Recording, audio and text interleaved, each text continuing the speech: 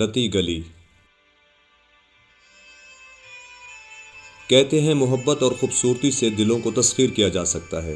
جولائی کا مہینہ تھا۔ میں نے یاران عزیز انصر اقبال اور عرفان محسود کو فون کرنے کا سوچا۔ فون پر ہی پروگرام بنا کر پہلے اسلام آباد پھر مظفر آباد سٹے کیا اور پھر ہم اسی شہرائے نیلم پر سفر کرتے ہوئے اپنی منزل تک پہنچ جاتے ہیں، جسے داواری کہا جاتا ہے، جہاں سے مقامی لوگ جیپ کے ذریعے ٹورسٹ کو جھیل کی طرف لے کر جاتے ہیں۔ ہم لوگ جیپ پر بیٹھ کر دشوار گزار راستوں سے ہوتے ہوئے آگے بڑھ رہے تھے۔ ابتدائے سفر میں تو سرسبز پہاڑ تھے اور پھر رفتہ رفتہ منظر بدلنے لگا۔ اب ہمارے سامنے برف پوش پہاڑ تھے اور اس برف سے پانی پگھل پگھل کر بہہ رہا تھا۔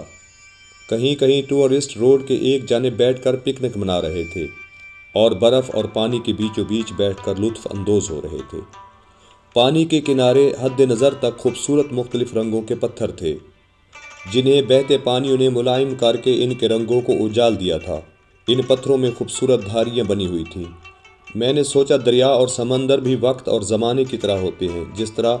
جس طرح ان کا پانی پتھروں کے کونوں کو رگڑ کر ملائم کر دیتا ہے، اسی طرح وقت اور زمانہ بھی ہماری شخصیت کو غیر محسوس طریقے سے تبدیل کر دیتا ہے۔ میں نے دور دور تک پھیلے برف پوش پہاڑوں اور بہتے پانیوں پر نگاہ ڈالی، جس پر دھوپ کی کرنیں رقص کر رہی تھی۔ کیا خوابناک منظر تھا! دنیا کے ہاؤ ہو سے دور۔ کہتے ہیں تنہائی اور تخلیق کا آپس میں گہرا تعلق ہے۔ پہاڑوں پر پھیلی سفید چادر اور دھوپ میں ایک فرحت بخش خنکی تھی۔ یہ منظر میرے لیے انوکھا تھا۔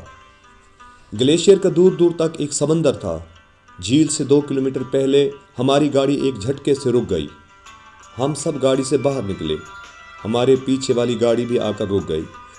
ہماری گاڑی ایک ایسی جگہ پر پھنس گئی جہاں برف ہی برف تھی۔ گاڑی کے ٹائر اس میں دھنس گئے۔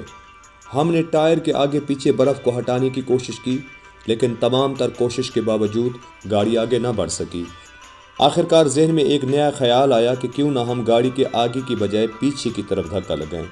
یہ حربہ کارگر ثابت ہوا۔ گاڑی گہرے گلیشیئر کے گرداب سے نکل آئی۔ اب ہم نے ایک متبادل راستہ اختیار کیا اور بحفاظت رتی گلی کیمپ تک پہنچ گئے۔ رتی گلی سے 2 کلومیٹر پہلے کیمپ لگے ہوئے تھے، جہاں پر چائے، سموسے، کھانا پینا سب میسر تھا۔ نرم دھوپ میں کرسیاں ڈال کر ہم چائے پینے لگے۔ اس جگہ سے جیپ آگے نہیں جا سکتی تھی۔ یہاں سے آگے ہمیں گھوڑوں پر یا پیدل سفر کرنا تھا۔ بالآخر ہمیں وہاں موجود ٹورسٹ حضرات نے گھوڑوں پر سفر کرنے کا مشورہ دیا، کیونکہ پیدل چلنا بہت مشکل تھا اور اس کے لیے وقت بھی زیادہ درکار تھا۔